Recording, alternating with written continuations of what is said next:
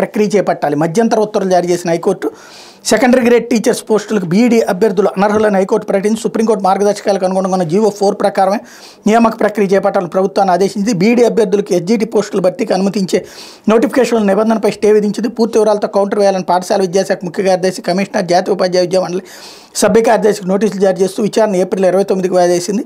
High court ప్రధాన న్యాయమూర్తి justice Dhiraj Singh Thakur, justice R రఘునందన్లతో కూడిన ధర్మాసనం బుధవారం మేరకు మధ్యంతర ఉత్తర్వులు జారీ చేసింది. అంతకుముందు ప్రభుత్వం తరపున ఏజీ శ్రీరామ్ వాదనలు వినిపిస్తూ బీడీ అభ్యర్థుల్ని ఎస్జీటీ పోస్టులకి